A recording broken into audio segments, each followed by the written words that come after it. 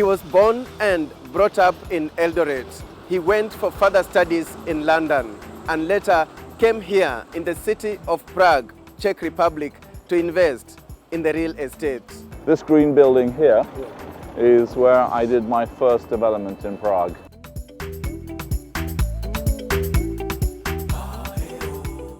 Now he's investing back home in real estate and charity. We bought Nairobi City Stars as the football club, and we're doing extremely well there.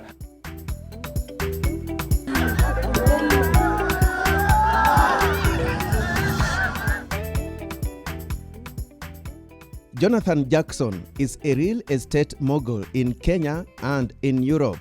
He is the chairman of Lordship Group, whose headquarters is in Prague, but it has subsidiaries including Lordship Africa that is based in Nairobi. Here in Prague, we attended a boardroom meeting on the topmost floor of the Lordship Group offices as Jonathan met a team from an architectural firm that had come here to pitch a new project. But let us shift gears before we delve deeper into Jonathan's business story and give you his other side of life. Beautiful shot! Oh! Jonathan is the new owner of Nairobi City Stars through his foundation, that is Jonathan Jackson Foundation.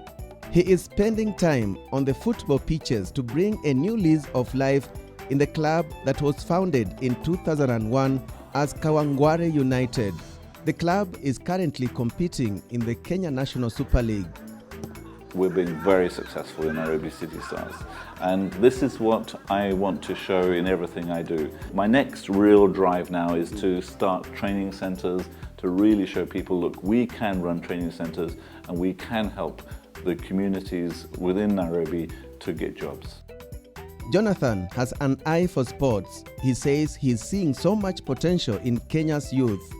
When I started my business in Kenya, I was thinking, which charity shall I support and what shall I do? And because I really want to do something in Kenya. And only this year, I eventually said, actually, I'm going to start my own foundation, and we will be like ambassadors, and we will be a group which can actually be a link between the projects that are in the communities and the big investors. So we are sort of identifying projects, whether it's in sports or arts and culture, training, and one of my passions is to help Kenyans to get jobs, in the communities, because there's so much higher unemployment. So my passion is to try and see how we can improve training skills, skill training in Kenya. Jonathan, who supports charities in other parts of the world, including Haiti, says he is keen on diversity and he believes transformation can be achieved right at the community level. We're doing basketball. I want to do basketball courts in all the communities within Nairobi. And we were in Dagoretti North. We started our first basketball construction, and the MP for Dagoretti North came in, and he was very supportive of us, and he's been very helpful to us. And we've started in a school there in Kawangware. But who is Jonathan Jackson? I was born in Kenya. I was born in Eldoret. My parents are English, so though my father was born in Kenya as well, so originally from England. Mm-hmm. Originally from me. Your father was born in Kenya as well? My father was born in Kenya as well. Mm-hmm. And my father was principal of Masoriot Teachers College, where my father was teaching initially and started the university there. And he also set up many schools in the district within the Nandi area. I did my schooling at Hill School in Eldoret, and then I moved to Turi, and then I came over to London to do my university, and after I finished my university, I actually came to Czechoslovakia, which it was Czechoslovakia in those days.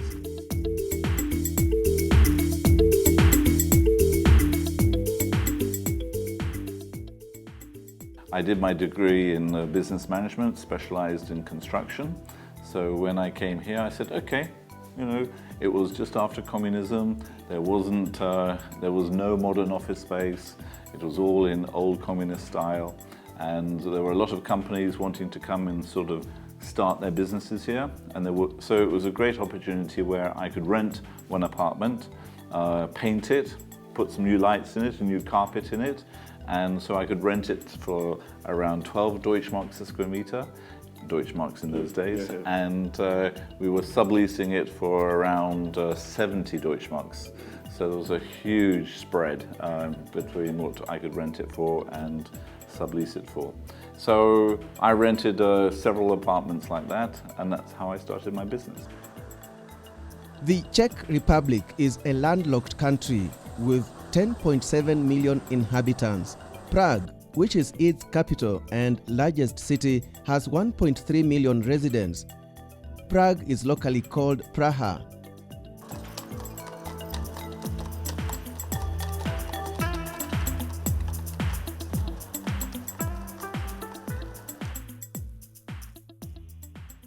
As Jonathan walks me through his business journey in Prague, one thing he emphasizes is that successful business people begin small and are patient, as success does not come in a day.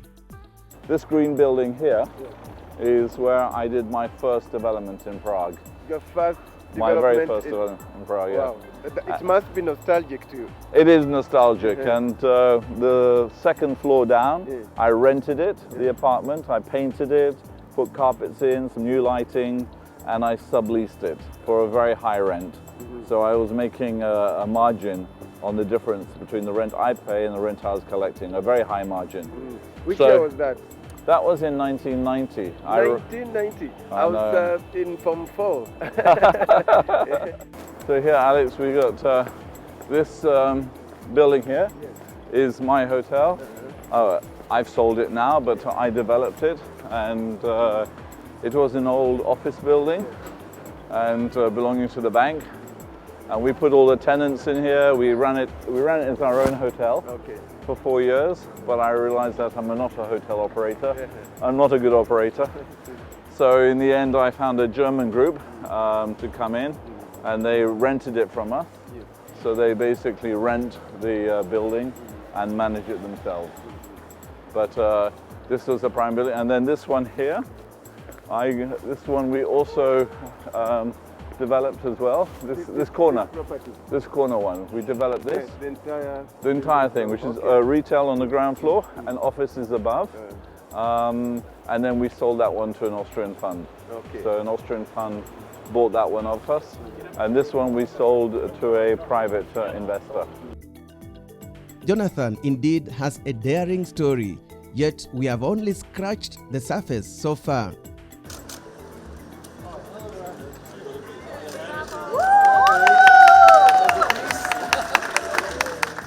Our visit to Prague coincided with the realization of yet another big project.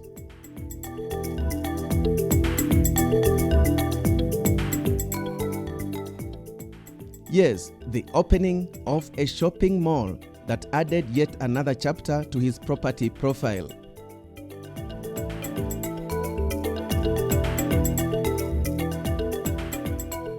This district of Prague, there is nothing similar to this at all, and you have to actually travel quite far to get to a shopping center. And that's why, you know, as we always talk about, location, location, location. So this location is unique for this part of Prague.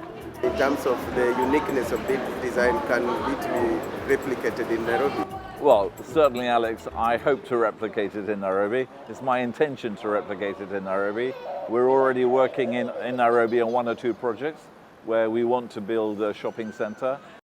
Remember, Jonathan is the investor behind the Nairobi 88 apartments, an upcoming project in Nairobi's Upperhill that is set to become the tallest high-end residential building in sub-Saharan Africa.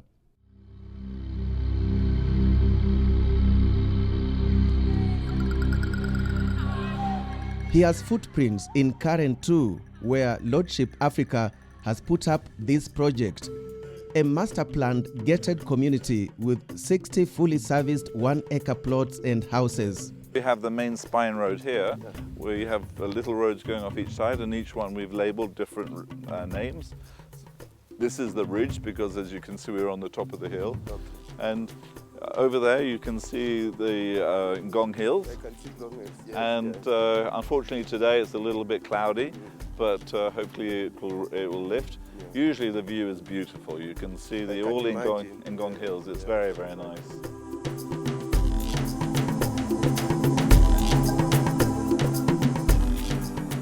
This is one of the 1 acre plots. You can see this is very beautiful. The tree here is absolutely lovely. We've kept all the trees. So from the very beginning, we kept all the original trees to be able to make sure, and we have very strict regulations that you cannot cut trees down. And so keeping the trees is very important. So all said and done, what is the difference between investing in the real estate in Kenya and Czech Republic? Kenya has been independent for now nearly 60 years. So it's had an open economy for a very long time. It's been a democratic country. So I think business has grown steadily over many, many years. So you've got a very good foundation in terms of open economy business. For the Eldoret-born real estate mogul, east or west, Kenya is the best.